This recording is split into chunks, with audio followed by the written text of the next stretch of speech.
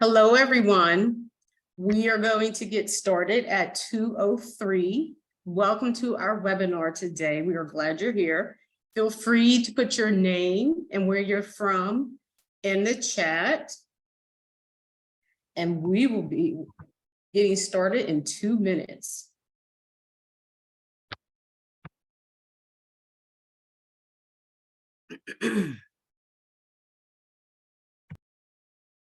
Welcome, everyone.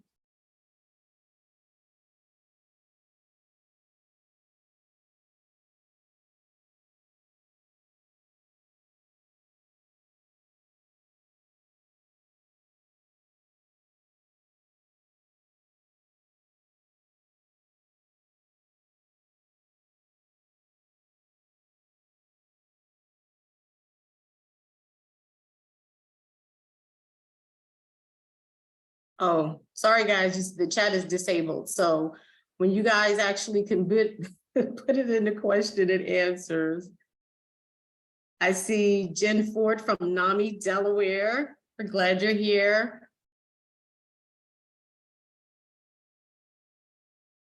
I see Christina from Mississippi, and I'm going to miss names, but guys, as I catch your names, I will say hello and thank you for being here. We're going to start the webinar in 1 minute. We just want, Selinger from Pittsburgh, that's my hometown. We're going to let everybody have a chance to get in the room. I see Jordan from Ohio.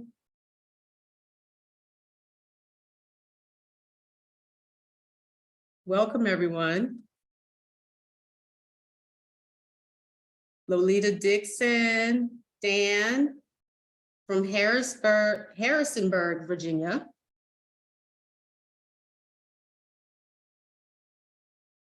Susan from New York, welcome, welcome. I see Gabe from the University of New Mexico. Hi, guys. So we're going to get started. So good afternoon and welcome to Family Support and Crisis Intervention Team Training. I'm Lachelle Freeman, the project manager of NASDAQ, the Family Center of Excellence. I am happy to introduce our panelists for today. So we have Mariel Jones, who is the executive director of the Federation of Families of Central Florida Incorporated. We have Jill DiLoretto. She's a mom and a volunteer advocate. We have Officer Mike Bruckner from the City of Minnetonka, Minnesota Police Department. And we have Madonna Campbell-Greer, who is a certified peer support specialist, crisis intervention team coordinator, and she also is currently serving as the NAMI Guilford board president. So each presenter will tell you more about themselves when they begin their presentation. So at the end of the webinar, when you leave this meeting, you will be redirected to complete a short feedback survey using the link that is provided. This survey will help NASDAQ continuously improve our webinars. It also fulfills our SAMHSA funding obligation to provide them with important data required by our contract. Please note, NASDAQ does not offer CEUs. You will receive a certificate of completion after the survey is completed. I would like to thank SAMHSA for allowing us to share this information with you today. And again, thank you for joining us. So it's now time to begin this important discussion. But before we start, NASDAQ, here at NASDAQ, we believe in, and I have my chat up, we believe in using family-centered language. So that's trauma responsive, strengths-based, avoids blaming caretakers, it's inclusive, it's person first, it's respectful, non-judgmental, and consistent with our actions. So at this point, I will turn it over to Mariel Jones. Thank you, Lachelle. Good afternoon, everyone. Again, I want to thank SAMHSA and National Federation of Families, as well as the National Technical Assistance for allowing us to share our story on this platform. If anyone has ever heard me speak, I always talk about the same book, different chapter. I am Mariel Jones, and I am first a mother of 2 adults. My daughter is 40 years old, and She suffers with PTSD, depression, and anxiety. My son, who really is what I'm going to speak about today, and how the interaction with CIT is so important. He's 32 years old, and he has a serious co-occurring disorders, I should say. Schizophrenia, he's on the spectrum. There's combative disorder, and as well as substance use. So I want to first begin by saying, as we're talking about changing the language, I'm very much now understanding why National last year started this campaign on mental health acceptance as opposed to mental health awareness. And the reason why I think it's so important is because we as parents and caregivers of a loved one must accept the fact that we're going to have to make some changes along this journey, along this book, as I call it, same book, different chapter. So with mental health awareness, I look at it as a placeholder. It's like, it's an awareness in an attempt to fill a deficit or a gap. You're really not doing anything, you're just aware of it. Acceptance requires action, next steps. And I can use this analogy. Last year, I turned 65. I knew I was going to turn 65. I'm aware I was going to turn 65. Okay, it's just another year. I had to accept it, though, when I started getting that Medicare card in the mail. And then I'm like, okay, actions required. I had to pick A, B, C, D, or whatever, all those alphabets for Medicare. And I accepted the fact, okay, now you're a senior citizen. So it requires action. So I look at the same thing as mental health. I'm hoping when mental health when mental health in May, we start saying mental health acceptance as opposed to mental health awareness, because it requires so much action. And with that action, you build your informal supports. It's so important to surround yourself with people that is non-judgmental and will help guide you, or at least cheer you on, lift you up when you're down. And part of that informal support should be law enforcement. I made really a decision that I had to involve law enforcement in my son's life first, as opposed to them inviting him in. So what I did was I took him to the police station, because my son, especially as he turned 13, 14, became very aggressive, physical with me. It was physical with me, and it was very scary. So what I would do, I went to the police station, I introduced myself, who I was, where I lived, and I introduced my son. I shared his diagnosis. I also shared some of his habits, which he could be jerky, or he could run, or he could, curse you out or whatever. I wanted them to know who he was and who I was, and that I was always accessible. At that time, I worked for a judge in Trenton for the state of New Jersey, Superior Court judge. So there were times I was in the courtroom and could not be on the phone or have a phone accessible. So I also, as part of the informal supports, told my neighbors what's going on and what I was dealing with in the home.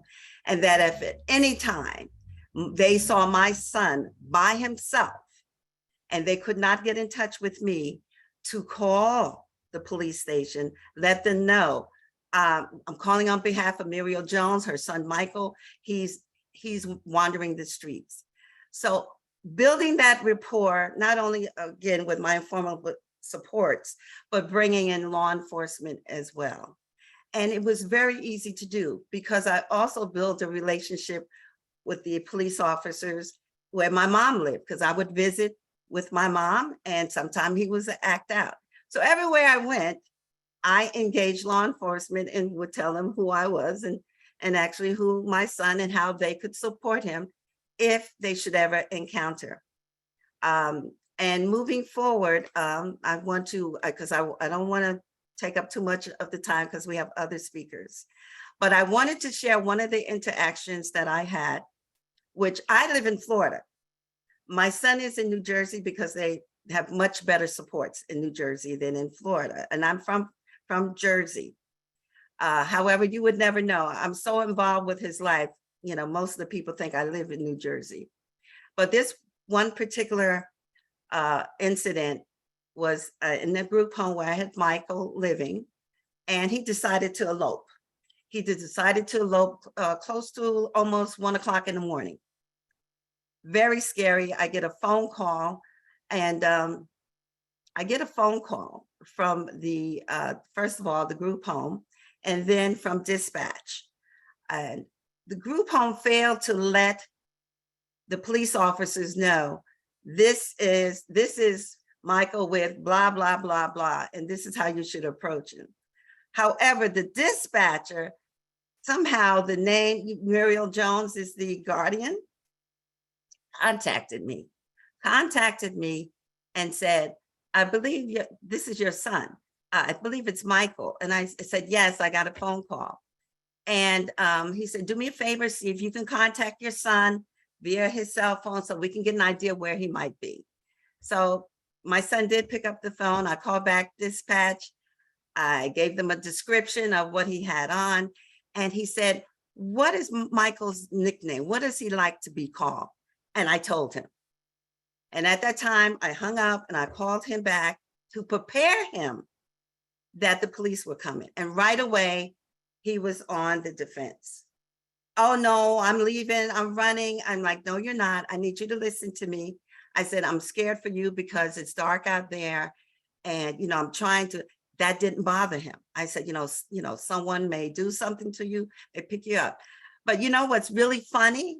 I don't know if you guys ever saw that commercial, and so happened it's a Medicare commercial with Cigna, where the grandmother is just like telling everybody what they're doing wrong, and they were doing everything wrong. And her grandson comes out because they're all going camping. He comes out with his iPad and all this high-tech stuff. And she looks at him and says, you know, bears can smell Wi-Fi. And he turns around and he takes it back. So it's funny, this is now a current commercial. But I said to my son, there are bears out there, which there were no bears, but he's afraid of animals. And he said, okay, I'm gonna stand still. So he didn't have his cell phone in his hand. He had, I guess, an earpiece. I heard the police when they pulled up. And I'm telling you, when they pulled up, they showed so much compassion and friendliness. They called him by his nickname. And one of them said, because I said he had on a Philadelphia 76ers hat, said, really? You really wearing a Philly 76ers hat? And I can tell my son became so calm. He was laughing. They talked to him. And then they said, you know, we want you to be safe. Come get in the car with us and we'll take you home. We'll take you back to where you live. He whispers to me, should I get in the car? And I'm thinking, you better get in the car. So I said, yeah, get in the car. So he gets in the car and I disconnect the phone. But the group home told me that the police officers spent 20 minutes in the living room with my son talking to him and giving him other options other than eloping. So I wanted to quickly share this letter, because immediately what I did was the next day, I decided, or that Monday when I went to work, to write to the police, the chief of police. And I think you guys can see it. This letter is to commend the police department concerning my son, who at the time was 25, so he was not a little kid, who suffers with a mental health challenge and is on the autism spectrum. I received a phone call approximately 12:53 a.m. on Saturday, August 8th, from an officer advising that a call was received from the group home residents, reporting that my son ran away. The officer identified himself, and unfortunately, I do not recall his name. And I'm talking about the dispatch also. It is my hope that your call log will reflect the officers that were involved, also involved in the dispatch. I was able to track down my son via the cell phone and advise dispatch. I was on the phone with my son when the unit arrived at the BP station.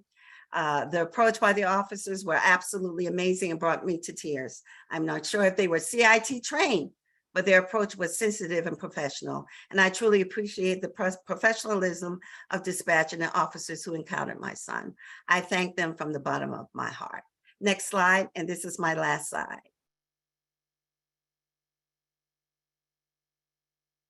All righty. So this chief of police was on vacation and responded the next day. And look at the time, 6:33 in the morning. Ms. Jones, thank you for recognizing my officers. We do have specialized training to deal with people that have autism and special needs. It is something I identified as a need upon becoming chief of police. It is imperative that we meet the needs of all our residents to provide the best possible quality of life. I'm away this week on vacation, but I'm having the reports pulled so I can forward your letter to all the officers and communication staff involved. I will place this letter in their personal files. Complimentary letters are considered for performance evaluation, special assignments, and promotions. On a personal note, I want to tell you I sincerely appreciate the compliment. I'm sure you're aware that law enforcement has been under a great deal of scrutiny and criticism lately. It is quite refreshing when my officers are recognized for their hard work and dedication. Feel free to contact me if I ever can be of assistance. Have a great week. And he sent it from his cell phone.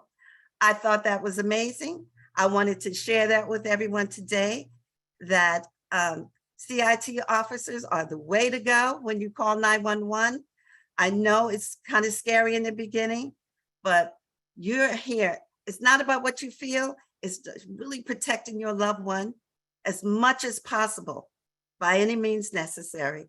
So thank you for this time, and I'm passing it on to Jill.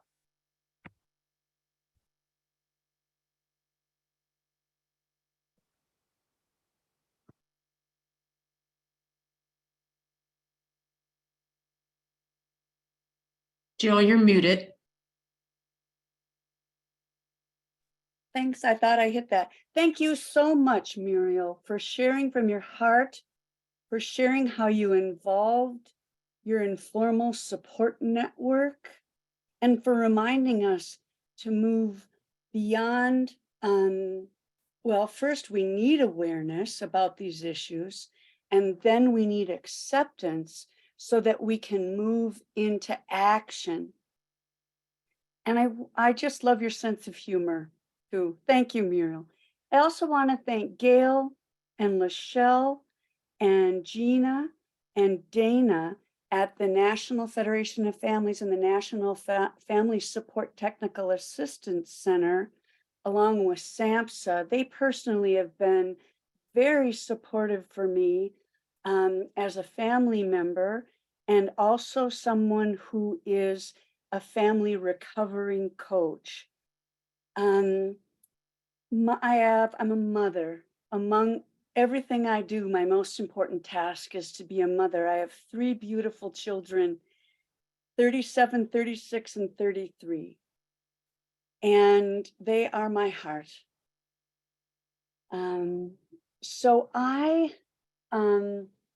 grew up in a family where we had addiction, and the alcohol use was a family secret, but not really. It was the proverbial elephant in the room that was there, that was present, that was causing us all problems. But we really didn't want to talk about it or admit that it was our problem. We never got to the point what Muriel talks about of acceptance of that problem at that time when I was growing up. And shame, it's because of shame. Shame is so powerful for family members and for our loved ones. I think of the Nancy Reagan campaign. She meant well, but when she said, just say no, if our loved ones could just say no, they would just say no. It is much more complicated than that. And family members, trained family members, are key to their recovery, as Muriel has been. It's even hard for me today to speak about it because of the shame that I have gotten as a family member and my son has gotten over the years. But I'm going to be brave because this is really important. I really believe that when we share our stories, they can really impact others and help others. And that's why I'm here, to help other families. So I did everything I could. I did the best I could to grow from my family of origin and learn. I went to early childhood family education. I went to every Al-Anon family group. I even I got trained in psychology. I did everything I could that I could think of to help my children so that they wouldn't suffer from the disease of addiction. And yet, one of my children still used. So my son, when he was 12, and for the next 20 years, used a variety of substances and ended up having a record and going to jail for his use and for the behaviors around his use. And what I began to notice was that we don't treat this disease when substance use becomes a disease as we do other diseases. My oldest daughter was diagnosed with a life-threatening brain cancer when she was 13. And I'll tell you, she's still alive today, 3-time survivor. And the community responded with open arms. We had people praying for us, bringing us meals, supporting us in every way possible. And I was so grateful for that. But when my son's disease was known in the community and even on the Friday night news, I really learned who my friends were. By the way, you really can't believe everything that you read in the news or hear on the news. It really was difficult for me. A lot of people distanced themselves from me and my family, and I understand that. They didn't understand substance use and addiction. Gee, I sure didn't at that time. But I felt alone and I felt ashamed. And I remember after the news report, I hid at home for 2 weeks. It was hard for me to even go to the grocery store. But I learned who my friends were, and I knew that our family's healing was the most important thing. So a part of this learning was knowing what we as family members are willing to do and what we are not willing to do or even not able to do regarding our loved ones. So my son, who suffered from substance use, didn't live in town, and we determined that it was best for us to invite him back home. And so he lived with us for 2 years, and he worked and he went to more counselors. And we experienced some of the costs of our willingness. It's probably, people probably know that that's going to cost them in dollars and time, but it also costs family members in estrangement. And that's been really, really hard. So we have to admit that there will be costs, and we have to be willing to stay in relationship. So, yes, Gina, next slide. So, while my son was living with us, I started to learn some different approaches along with some friends of mine, and it's called CRAFT and ITC, or Community Reinforcement and Family Training and Invitation to Change. And these approaches are based on kindness and love. It teaches us how to be loving, relational, that use is personal, that our approach must be invitational, not confrontational, though I've done that and a lot of us have, and that's okay. And it's evidence-based. So 40 some years of research have shown that these approaches are the most effective for family members to learn to help our loved ones change. And when I started to use these approaches, they almost immediately started to help my family, help my son, and help me to feel more peace, to learn what I could control, what I couldn't control. However, with my son living with us, his use continued, and he started to experience more psychosis and blackouts. And safety became a concern for me and for my family. I was so afraid to call the police. I'll tell you, my son has a record, and the police where he was jailed were not always respectful of him. So I did not want to cause any more legal issues for my son, but I knew we needed help. So I did call the police, and I was amazed, just like Muriel was, how receptive they were to helping, how non-judgmental they were for helping, and how it just helped to know that I had someone else on what Muriel called my informal support network. I had more people on my team and on my son's team. So I had to learn that I could ask for help. And then I did ask for help.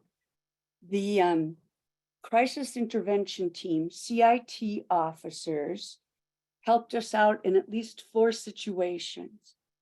One time in our home, I needed to call them when his psychosis was at a level where I didn't feel safe. And they came, and they spent so much time, had so much patience with him, and calmed him down, and he came into our house. Another time, it happened at work, and because he was still working, thank God, and his supervisor called me and asked me to come and pick him up. And again, I was amazed to have his work be a part of our informal support network. And his supervisor had someone in his family who had mental illness. So he just said, I just want to help Anthony. And we weren't able to calm him down enough. So again, the CIT officers came. Again, they were very patient, very tolerant, very understanding. They also brought the paramedics that time, and I think Michael will be talking more about that. So the 3rd or 4th time that the CIT's officers helped us, and I think it was the CIT officers, but I know it was the police officers, was my son had been away from my home for 4 days, during which time we practiced what's called harm reduction. And in this case, what it meant was when he would call me asking for money, I told him I was willing to bring him food and water or take him out to eat or be with him. And I also would text him regularly. I love you. I believe in you. And I had learned not to respond to some of those texts where he's not himself, where he's not speaking in the language or how he would normally speak to me. So the police officers found him in the Mississippi River, which was a dangerous part of the river. And they brought him to an emergency room. And from there, he was admitted to the psych unit. And in the psych unit, he stayed there for about 6-7 weeks. And that's a hard time. That detoxing time, there's nothing easy about that for family members or for our loved ones. He was angry. That detoxing time is hard, but he stayed there for 6-7 weeks. And the social worker at the facility also got what's called a civil commitment for him, which meant that he needed to follow their guidelines and to stay in recovery, or he would face a serious consequence of being put in a locked facility. So he did follow their guidelines. And he went from that psych unit to a residential treatment facility that, and this is so key, everybody, to find a residential treatment facility that not only treats the substance use, but treats the mental illness and looks at the reason why they use.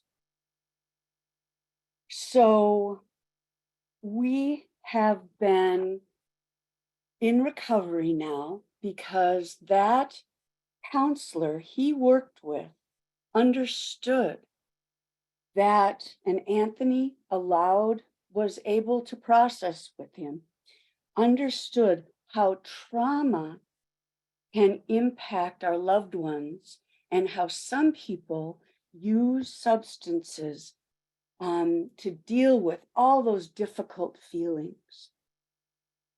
So your recovery is a lifelong journey for our loved ones and for ourselves. And when I look now at his clear blue eyes, I tell you, it just warms my heart. He's working, and he tells me that what he had to do was make his life simple and stay in connection with people who support his recovery. And just the last thing I want to say is, for a long time, I thought the opposite of addiction was sobriety. But the opposite of addiction is connection. And kind, loving connection is protection for our loved ones and ourselves and our well-being. So thank you for allowing me to share my story. I would really like to introduce one of the officers who truly saved my son's life, Officer Michael Bruckner.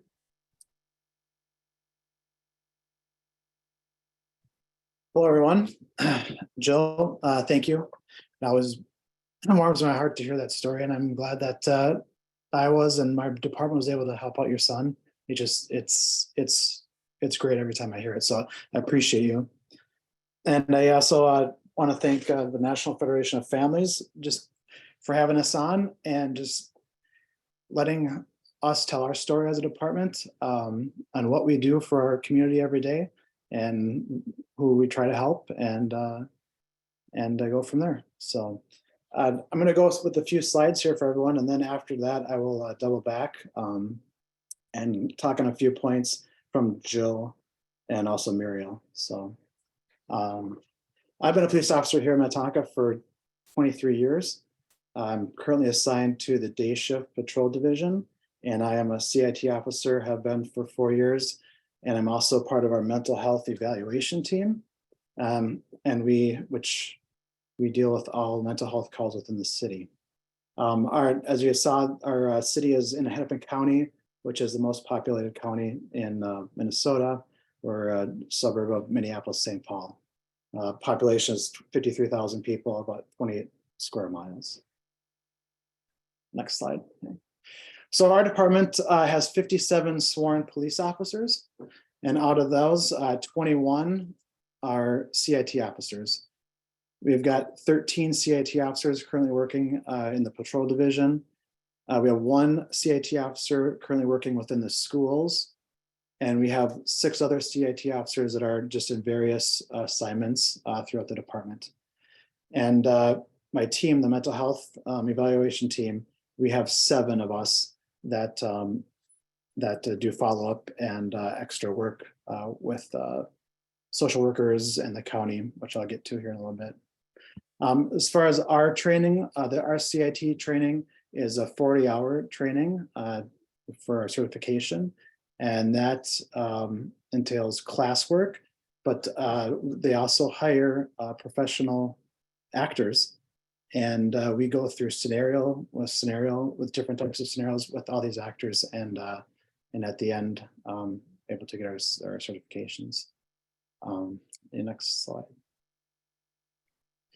So here in Minnetonka, we saw the need for additional training in mental health because of our calls for service.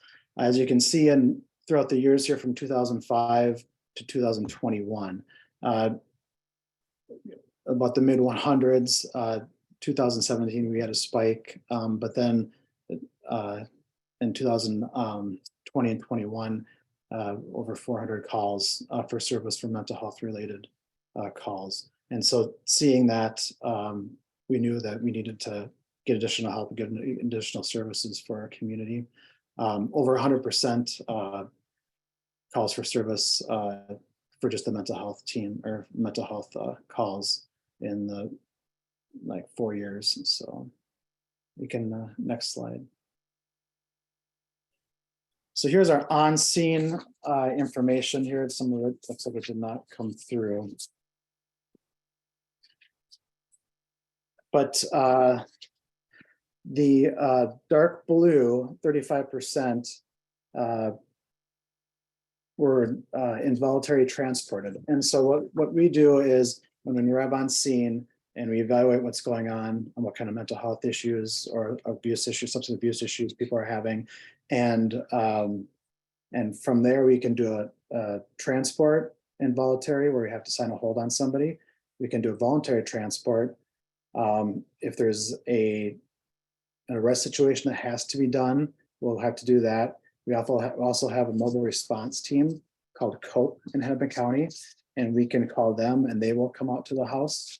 And then sometimes we take no action. So on the upper right here, the darker blue, that's the 35%, that was involuntary transport. So that's where we actually had to write a hold on somebody to get them to a hospital for treatment.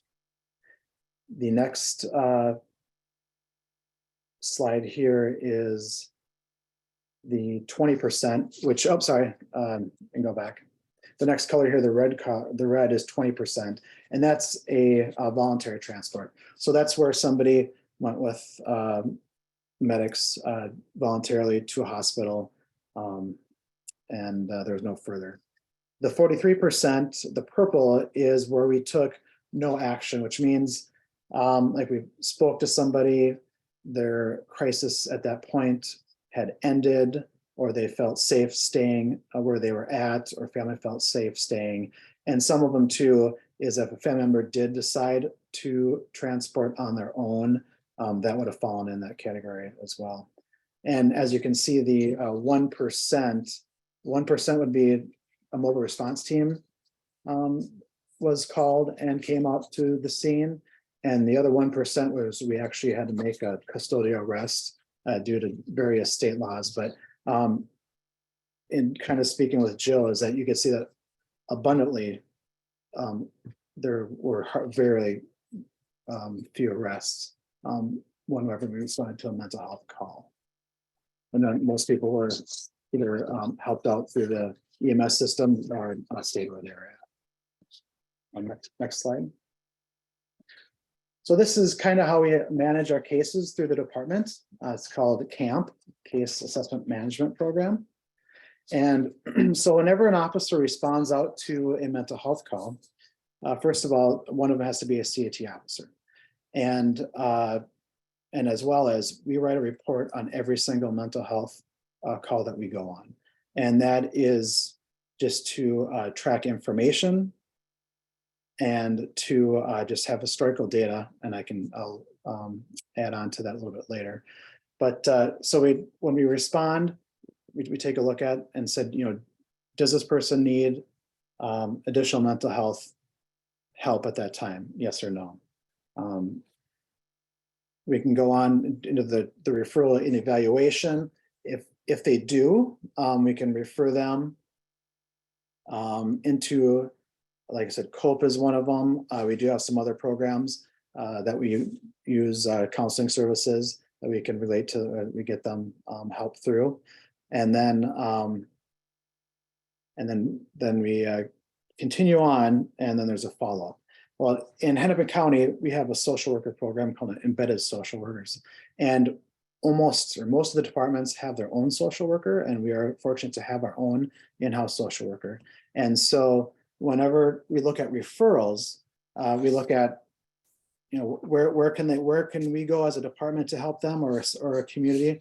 And then also, what can the county do for people? Because obviously they have more services available than what we have. And so we meet, our team meets with our social worker on a weekly, bi-weekly basis, depending on the number of cases. And this is where we go through with the referrals, and some of them may get referred to housing assistance, food assistance, adult protection.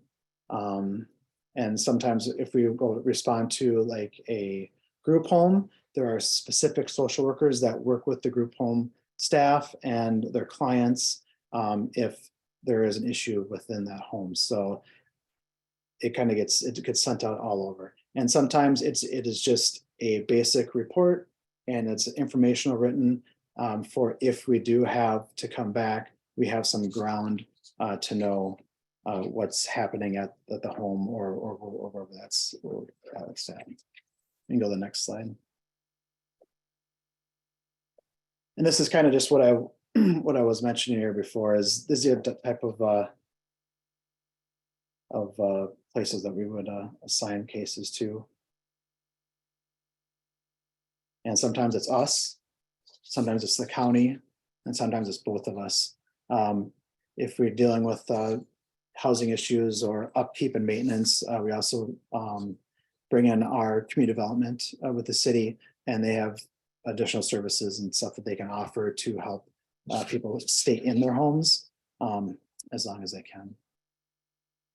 We can go to the next slide. Okay, so use of force. We tracked our use of force for the year 2021 with our mental health cases. And on the left, it's saying this is what our use of force would be: as a hobble, aerosol, a seatbelt, a pressure point. If we escort somebody to an ambulance, that would be defined as use of force. And so for the year 2021, out of our calls, 377 calls, we did not use any type of force at all. We were able to talk to people and get them to cooperate. And in 23 cases, we did have to use some type of force. And that would be, like I said, anything from just an escort down to an ambulance, to if someone was armed with a knife or some other weapon, and they would have to use a taser or an aerosol spray for that. We can go to the next slide. And so this is the state statute under Minnesota that we operate on. And this is what gives us our authority to assign somebody on a transportation hold or a crisis hold. And the first part of the section I'll read to you because that's really what we use. It says a peace officer or health officer may take a person into custody and transport the person to a licensed physician or treatment facility if the officer has reason to believe, either through direct observation of the person's behavior or upon reliable information of the person's recent behavior and knowledge of the person's past behavior or psychiatric treatment, that the person is mentally ill or developmentally disabled and in danger of injuring or self or others if not immediately detained. And so we use that to sign our hold based on the behavior of the person that we are talking to at that time. And sometimes when we get called out to a house or wherever, we cannot sign a hold. And that it has to fall within that. And we may get called back once, we may have to come back 2 or 3 times. And if the person is exhibiting, like an increased behavior, that would be self-injuring or danger to somebody else, then we can sign that hold, and we can take what we've the information we've had in the past and then use that on the hold form. And this is why that we write reports for every single incident we go on. And so, for instance, if we go to an address, I can look up all the contacts of that address and see which report or what reports have been written and what they're for. And I can go into our CAD system and read the reports prior to responding to the scene. So I have better information on what is going on, what we've been there for, and even who the person is, if they live there or if they're a guest or whatnot. And in Minnesota, in the last part B, we do not transport to the hospital unless we have to. And so under the statute is, as far as practical, a peace officer who provides transportation for a person placed in a facility under this subdivision may not be in uniform and may not use a vehicle visibly marked as a law enforcement vehicle. So we do not want the stigma of people putting in the back of a police car thinking that they've done something wrong, that it's a negative effect, since it is a medical issue that they're having and not a criminal issue. And so what we use Hennepin County Medical Center ambulance. And so they get called out to the scene once we assess everything. They get called out, and if they want to do if we need them to transport, they will transport to the local hospital. Very few times in the 23 years that I know of that we've ever had to transport ourselves, and that would be if there was nobody available left to do that. So go to the next slide. This is I try to put this in here. This is our application for the emergency evaluation.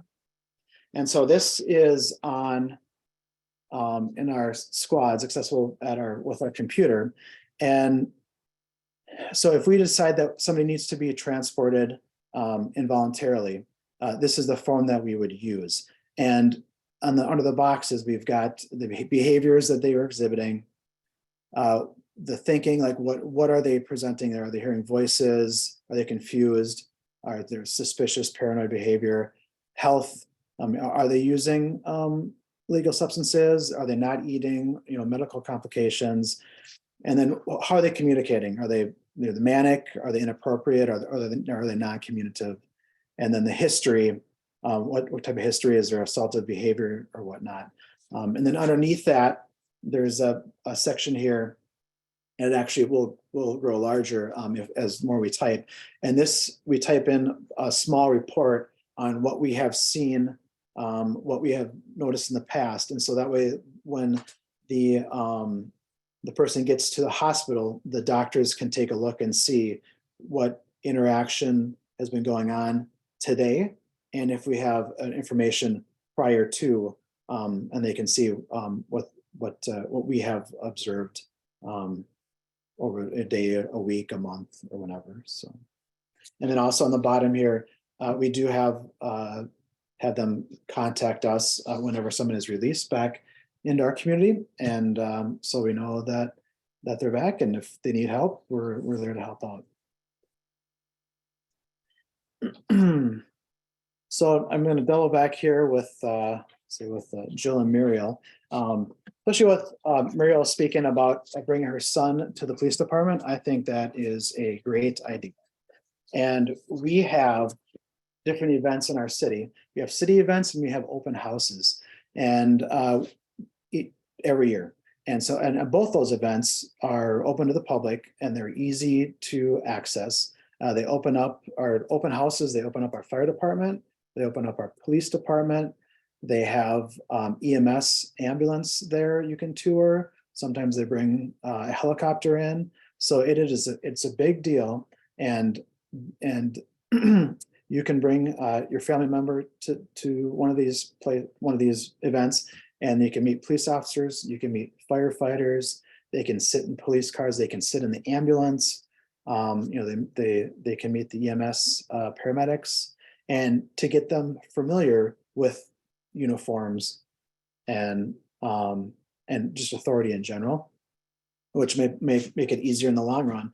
If we do have to show up at someone's house or someone's work, that they've already seen us and are a little bit more comfortable with the blue or the brown uniforms. We also have a deal with Hennepin County, covers a majority of the county with a 911 dispatching center. And we keep our own notes as a police department in our CAD system for all the addresses that we go to, that we can look up in our car. But also you can send in a form into our dispatch center, and they can have alerts on the address saying, I have a son or daughter or a husband who has a mental health, and this is his needs, or this is what he may present, or he may be afraid of loud noises, he or she. And so we will get that in our dispatch notes on the way to the call. And so we're already thinking about that upon arrival. And I think that the more information that we can get prior to showing up at someone's address, I mean, that is key to being able to have a safe outcome and a positive outcome for everybody. And also, it just kind of will keep things a little bit slower. So we know what we're going into, we have the information, and we can slow everything down, and we can kind of progress as needed, knowing what the needs of the person we are going to see are. And then I will speak a little with Jill. I'll kind of double back here. And so, yeah, so she had, her family had contacted us a few times regarding her son. And so it was great to have the reports written by the officers that had already responded out to her house. And so when I came out there, I already knew a little bit about the situation, and that was evolving. And based on what had been written prior to me showing up that day, I could sign, or I could assess and use the information from that day and the day there to help him and get the information to his doctors or whoever needed to get that information down the line for his treatment. And so I think that is kind of where our system, our department system worked out well, is from the beginning. We had, he moved into our city with his parents. And when we started having a couple of calls there, his parents called us and talked to us, we were able to gather the information, and we were able to have a positive outcome, which he got the help that he needed. And we're glad to be just a little bit of just one piece in the wheel, or the cog, that was a success for him. And so I just I just want to say thank you. Thank you for listening. Anytime that us as a department or a police officer can speak and say, this is what we do and this is what we want to do, And we're here to help. We're here to solve problems. And we're here to care for the community. And I just thank you very much for letting me speak on this. And now to Madonna. Thank you, Michael. I, like everyone else, comes here today wearing multiple hats. Like Mira and Jill, I also am a mom of 3 kids who've had mental health concerns and have been able to grow up and get through the process. And thank goodness they're doing well today. But that mission of caring for my children, like Jill, has led me to really dive deep into mental health. And so I've worked the last 15 years in community mental health in Guilford County. And through that, I became a member of NAMI Guilford, the board. And so while I was serving on the board, someone asked me to attend and help with our local CIT program. So it's kind of all been history from there. I love and have a passion for the CIT model and CIT programming. So my work with CIT was local, and then I also helped lead our state North Carolina CIT advisory board meeting. And then last year, I joined the board of CIT International. So in that capacity, I really have been able to get out and speak about CIT programming and my passion, like you heard from Michael and Jill, how it can come together and work so well and have good outcomes for people in crisis.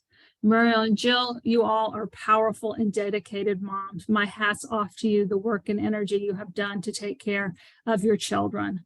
Michael, I appreciate your dedication as a helper. So many of our law enforcement partners, people don't realize that y'all's heart is really just to be helpers. So Michael, thank you for your heart as a helper. Let me first start off talking today from the lens of wearing my 2 hats. There's an interplay between NAMI and the CIT program. So we'll hear more about that as I go through what CIT is. That's Crisis Intervention Teams Training. And really the word team makes CIT the most unique program around. CIT International, as you will hear me mention today, is the governing body of CIT programs here in the US and abroad. Local and state CIT leaders from across the US came together in 2005 for the creation of CIT International. But I'm going to take us way back in time to the beginning right now, to 1988 in Memphis, Tennessee. This is where it all began. Originally referred to as the Memphis model, that now is referred to as Crisis Intervention Teams Training. So what happened in 1988 was there was a critical incident where someone with a mental health concern, with their interaction with law enforcement, unfortunately, they passed away from their interaction with law enforcement. So at the time, of course, everyone was concerned and wanted to do better. So the NAMI representatives came to the law enforcement partners and said, how can we do better? So they sat down at the table together, Memphis law enforcement, NAMI president, and some mental health professionals. And when they came around the table together, they took turns sitting in each other's shoes, meaning that the officers went to a NAMI support group. NAMI folks went and rode with the law enforcement partners, mental health as well. They all took times getting to sit in each other's seat and really understand each other's roles. And through that, they came together and created CIT's training. That's the 40-hour program that you've heard us refer to today. Next slide. Our commitment. So at the very heart of CIT, it's about keeping people safe during a mental health crisis. This is not possible if jail is the only destination during a mental health crisis. The goal of the program is to help people get connected to treatment and services and offer hope for recovery. This can only be accomplished when law enforcement agencies build relationships with mental health professionals and work with advocates to fight for a better mental health system. Nowadays, you hear many folks talking about transforming the crisis response. CIT is so highly involved in this movement. Our catchphrase is always crisis care shouldn't come in a cop car. So I think we're all in agreement that we would like our loved ones to have a mental health interaction when they're having a mental health crisis. But CIT is still very important because at times their role is needed and we want them to go there and be well trained. As I just said a moment ago, it's also an area for hope of recovery, which we heard in our stories today. Next slide. So what are some of the goals of CIT? Well, we already just mentioned safety, to improve safety during law enforcement encounters with people experiencing a mental health crisis. Also, another big thing is for us to increase connectiveness to effective and timely mental health services for people in crises. So we know that we want our officers to divert people to the mental health system, and we want to work to improve those mental health systems. Another one of the goals, of course, as we have mentioned, is jail diversion. So we train these officers to divert people to the mental health system so that folks don't end up in the judicial system. As we've heard from Jill's story today, that was not helpful to her son's recovery. And so when Michael and them were able to work and divert him from the jail system, his recovery became possible. So, and then we also to use law enforcement strategically during crisis situations, such as when there's a threat or criminal concern going on. Again, we want to instead have people respond like peer support specialists and clinicians and things that we have heard others spoke about today. And then number 4, reduce that trauma. Again, as we heard Jill say in her story, that people can experience when they're having a mental health crisis. So the overall goals of a CIT program is safety for all, jail diversion, using law enforcement partners just when they're needed, and to reduce that being a traumatic event for anyone. Next slide. So let's take a little deeper dive in looking at CIT programming. We've heard a lot about CIT training, the 40-hour program, but as we talked about in the original history where the folks came around the table together, the mental health professionals, the law enforcement partners, and the advocates, and they all sat together and talked and thought. That partnership is one of the components of CIT programming, and the training is the other. So it's a two-part, two components to good CIT programming. So CIT programming should start with a stakeholders, I like to call it a decision makers committee created in a community where they're going to look at their crisis response model and see if there's any gaps in or needs in services. So that's one of the first things that really a good CIT program has is community partnerships, bringing those 3 partners, advocacy, law enforcement, and mental health professionals together. And then from that, you should create the CIT training, right? Then you should have a training and planning committee that will facilitate that 40-hour training. Let's talk about what happens during that 40-hour training. The core of any CIT program is the 40-hour training for law enforcement officers, mental health professionals, and partners. This training covers topics such as recognizing and responding to a mental health crisis, de-escalation techniques, which is kind of one of the hallmarks of the CIT program is the de-escalation component, right? Learning to talk to someone, learn to have active listening skills, because the best way to manage a crisis is to give that person time to talk, time for that person to feel seen during their crisis. So we really like the component of de-escalation in the CIT training. Of course, we want to work with suicide prevention and training skills in this area through the 40-hour CIT training. This training is critical for officers to better understand the nature of mental illnesses, how to recognize the signs of a mental health crisis, and how to respond appropriately. We've heard today that with our law enforcement partners, they have to go through the training and do role playing so that they not only do they have the knowledge, they also have the practical skills to be prepared to help someone who's in crisis. And then secondly, you see the square again that I had just talked about, and that's the community partnerships. And this is going to be critical as we look towards transforming the crisis response model, as we're trying to lean towards how can we send those mobile crisis teams out, and how can they work in conjunction with our CIT officers.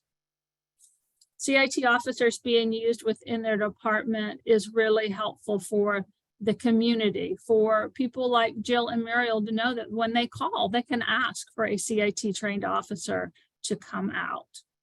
Next slide.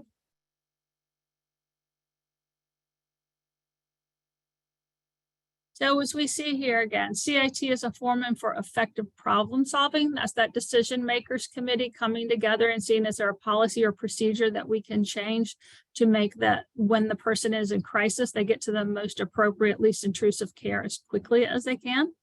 Again, it's a community-based program that brings together law enforcement, mental health professionals, and mental health advocates. Sam Cochran, one of the original partners of CIT, always says our mental health advocates are our accountability partners, that we need them at the table to hear what they're experiencing and what they need. So advocates are very important in the CIT model.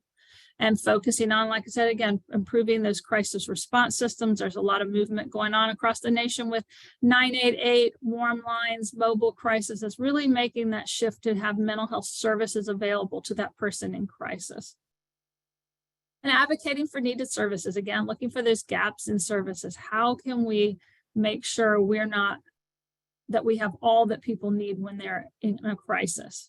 And strengthening those partnerships across the community, making sure that there is a space for the community to speak up on what they need or what they and their loved ones cannot find in their community. Next slide. In closing, CIT is more than training, it's a community.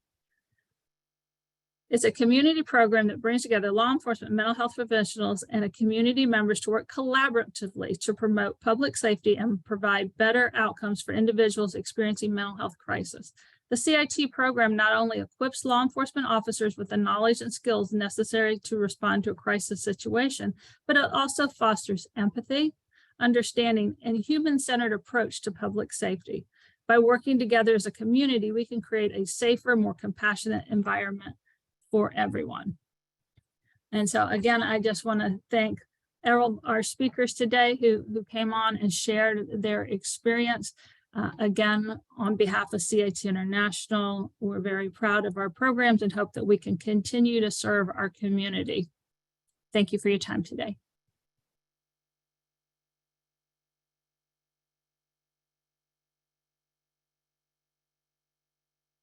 Wow, thank you guys for your great information that you shared with us. So what we're going to do is we're going to go right into our questions. And the first question I want to ask Officer Mike, if being a CIT officer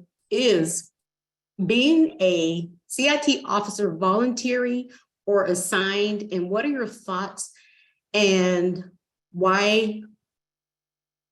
What are your thoughts as to why all are not trained? Can I speak to that, or would Michael like to go first? Yeah, let Officer go first and then you can. Okay. So in our department, it is voluntary. And so you can put in for the training and if you're accepted for that, then you'll go into that role. I know that they are looking at training more officers and just for the knowledge of it to have that. And like training is always good. The more training you can have, the better. But for now, it's a voluntary program. What was the second part?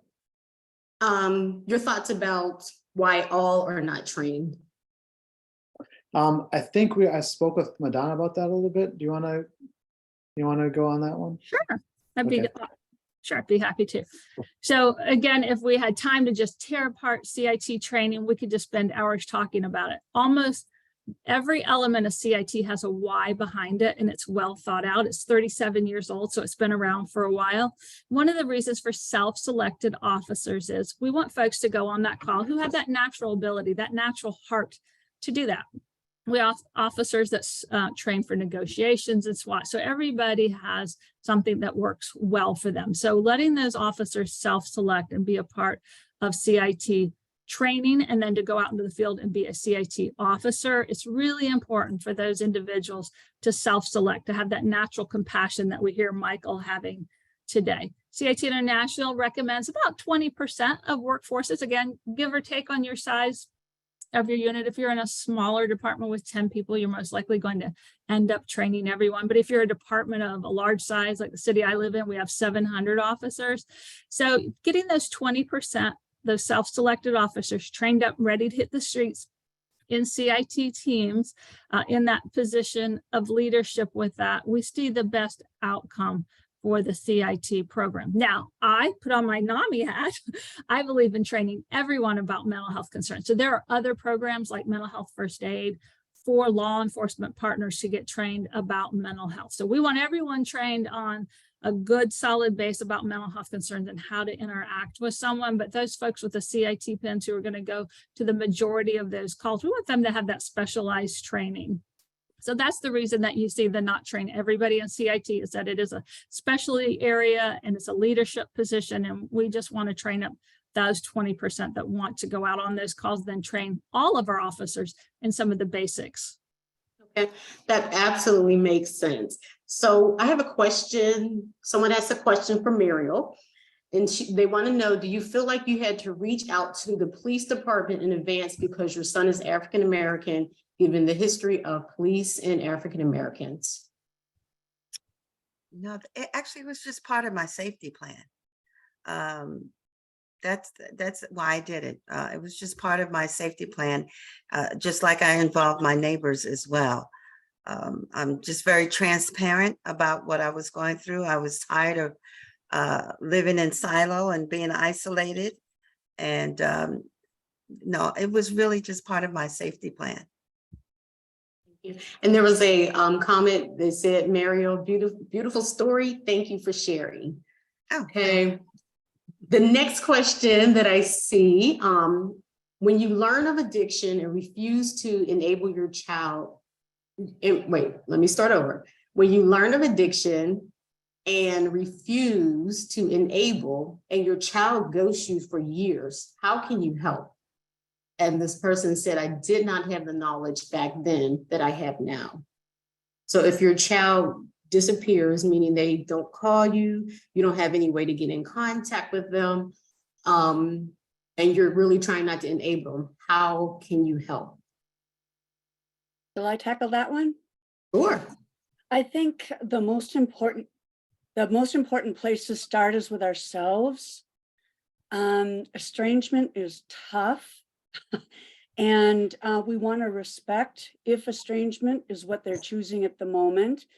But it's interesting that in most homes, our loved ones who have the substance use and issues are not the ones who estrange. It's the ones that have been affected by it, the other siblings.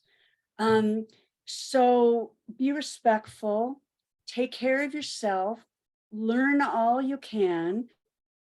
I put in the chat, and I can say how excited I am about the folks at CMC Foundation for Change, and their website is cmcffc.org. And all they're doing to help families, free programs, they offer support groups, and if you need assistance, personal assistance, my email was part of this, and you can email me and we can chat about that. There are a growing number of family recovery support specialists, thanks to the National Federation of Families, as well as peer specialists in America and around the world who are here to walk alongside family members with some of these difficult questions that we have.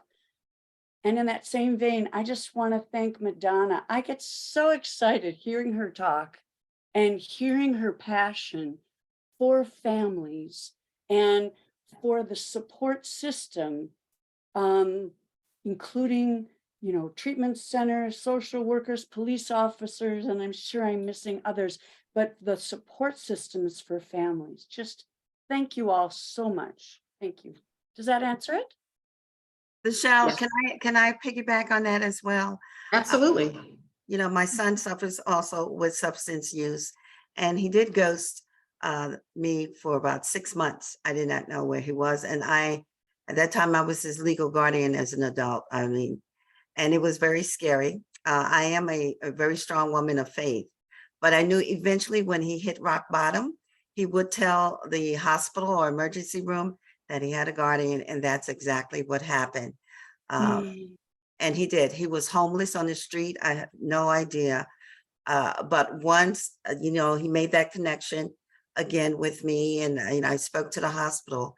And what I had to do, as he was an adult, was to get him back under the Division of Developmental Disabilities. And what I had to do was I wrote a letter to Governor McGreevy, and within 10 days, the state got in touch, and I explained his history, because my son is violent.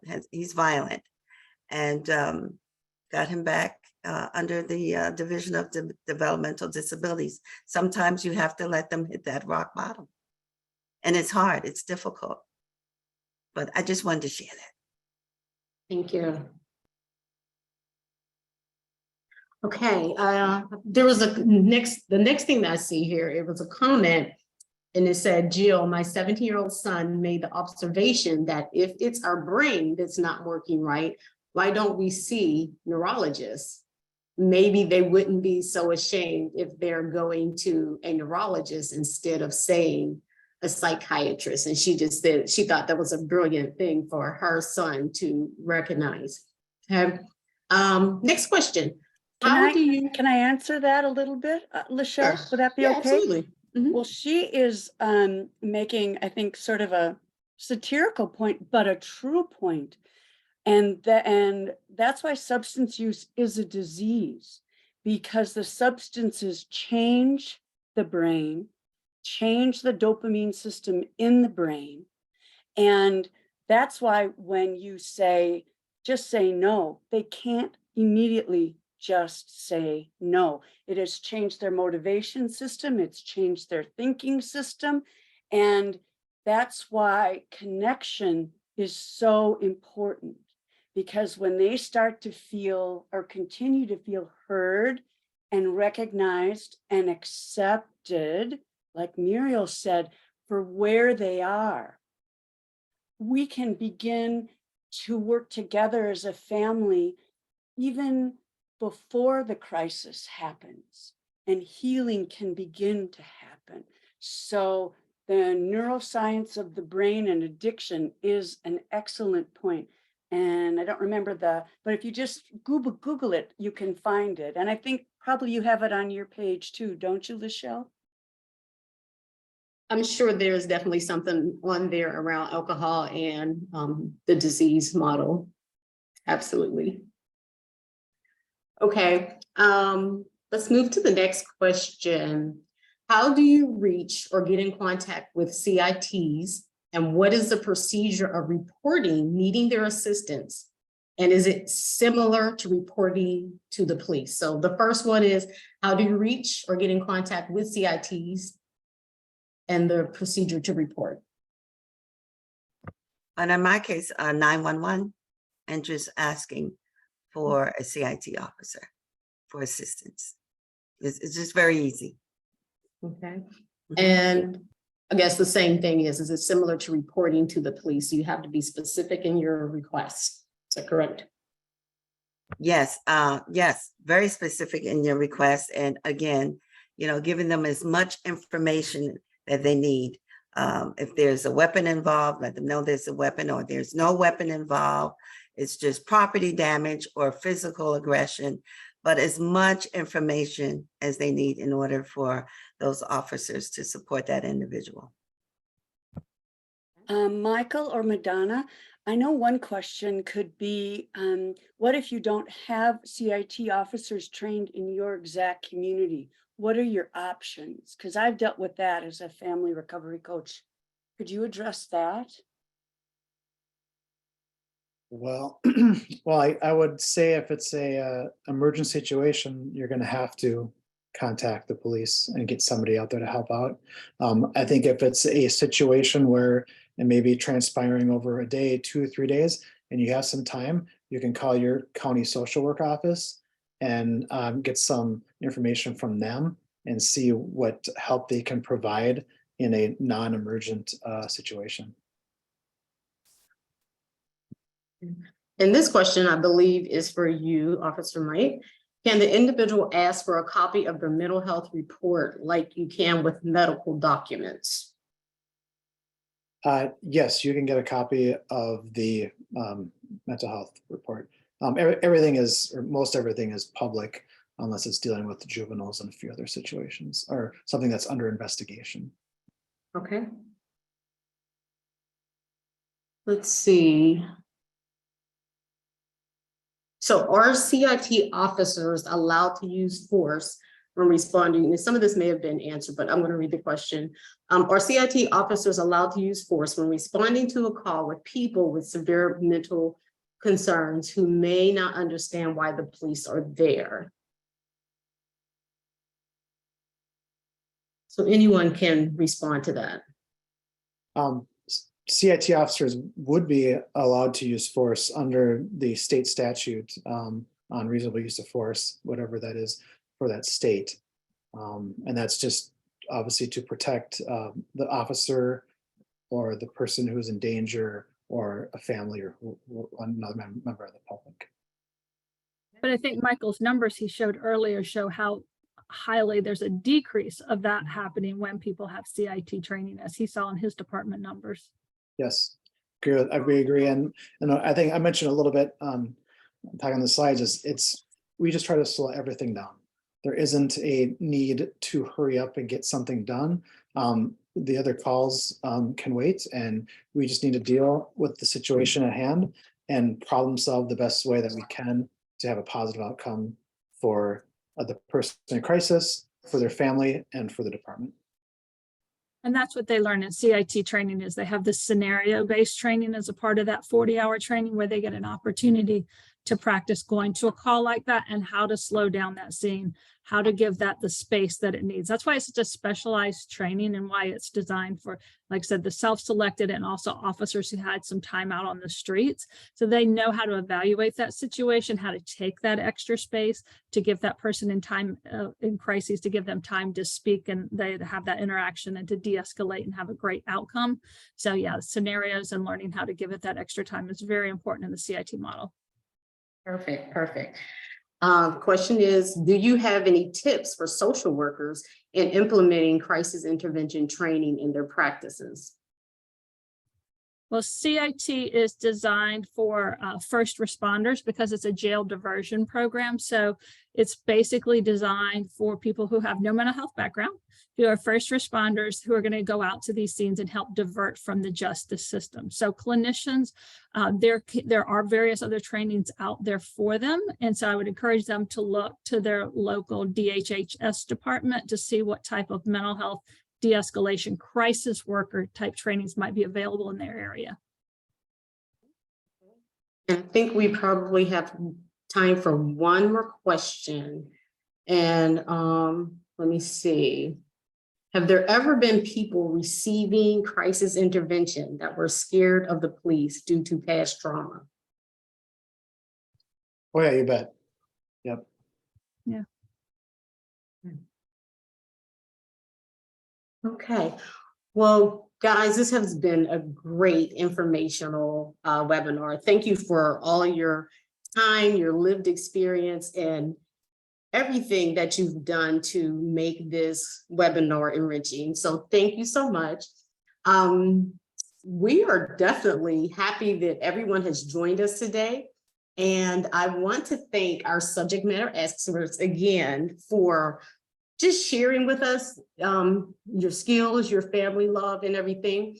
I also wanted to thank everyone who's on the call today for participating. A special thanks to Dr. Linda Gargan, who is our NASDAQ's principal investigator, to Gail Cormier, who's our project director, and to the NASDAQ team that helped make this run as smoothly as it could. And we hope to see you in April. So just a reminder to everyone, we have a survey that when you close out of the webinar, it will give you an option to click on the survey. And that survey helps us to continue to bring programming to you. So we thank all of you guys for joining us today and have a great rest of the day. Thank you. Thank you, everyone. Thank you. Thank you. Bye. And people who are still on the call, I know as you're exiting and out, we actually, Dana put in the chat about a clinicians survey. Please, we're looking for people specifically in Alaska, New Mexico, North Dakota, South Dakota, and South Carolina. So there's a link to follow that for clinicians. Share it, and share it. Thank you, Lachelle. Nice job. Thank Nice you. job, everyone. Michelle, could you please put the SPA survey in the chat too? People are asking that they're closing out in